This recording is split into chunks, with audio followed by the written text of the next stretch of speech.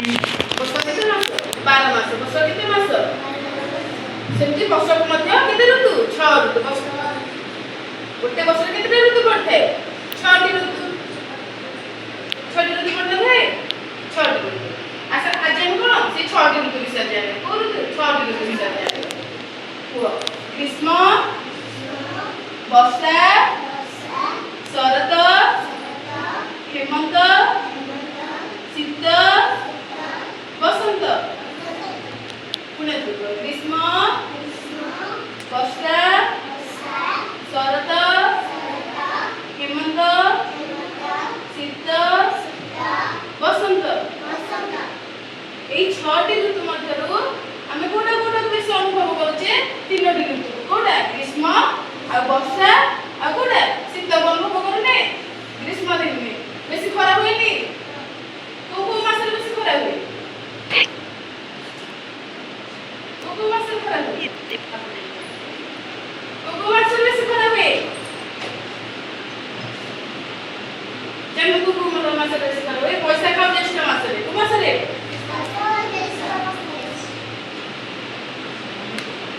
ବର୍ଷା କୋଉ ମାସରେ ବେଶୀ ହୁଏ?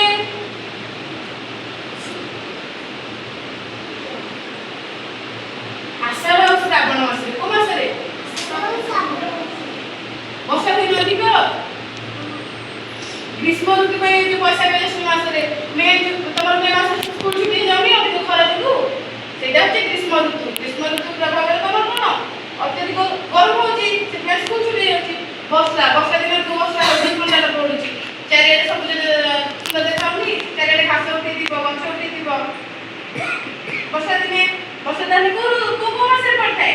ଓଡ଼ିଆରେ କୋଉ କୋଉ ମାସରେ ବର୍ଷା ଋତୁ ପଡିଥାଏ? ଆଷାଢ଼, ଶ୍ରାବଣ ମାସରେ। ଶରତ ଋତୁ ଭାଦ୍ରବ ଆଉ ଆଶ୍ୱିନ ମାସରେ ପଡିଥାଏ। କୋଉ ମାସରେ ପଡିଥାଏ? ଏଇ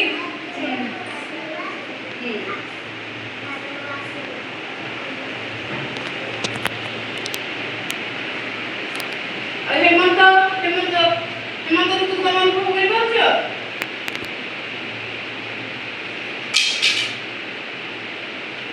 ହେମନ୍ତଟା କୋଉଥିରେ? ଆଶ୍ୱିନ କାର୍ତ୍ତିକ ମାସରେ।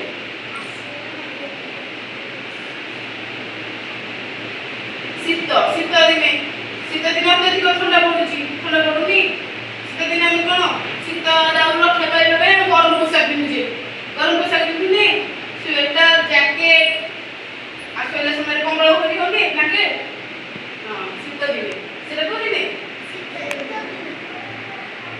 ମାର୍ଗଶିର ଆଉ ପୌଷ ମାସରେ ଆଉ ମାଘ ମାସରେ ବି ଶୀତ ହୋଇଥାଏ। ଆଉ ବସନ୍ତଟା କ'ଣ? ଫାଲ୍ଗୁନ ଆଉ ମାଘର ଅଳ୍ପ ଆଉ ଫାଲ୍ଗୁନର କିଛି ଦିନକୁ ନେଇ ବସନ୍ତଟା। ଚୈତ୍ରର ଅଳ୍ପ କିଛି ଦିନ ନେଇ। ଚୈତ୍ର ମାସରେ ବି ଖରା ହଉଛି, ଖରା ହଉନି? ଏବେ ଖରା ହଉନଥିଲା? ତାହେଲେ କୁହ। ଗ୍ରୀଷ୍ମ, ବର୍ଷା, ଶରତ, ହେମନ୍ତ, ଶୀତ, ବସନ୍ତ। କହିପାରିବ ତମେ? ରାଣୀ କହିପାରିବ?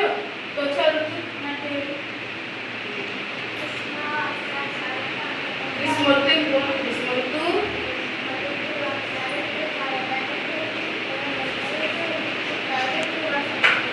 ତମକୁ ଆସିବ?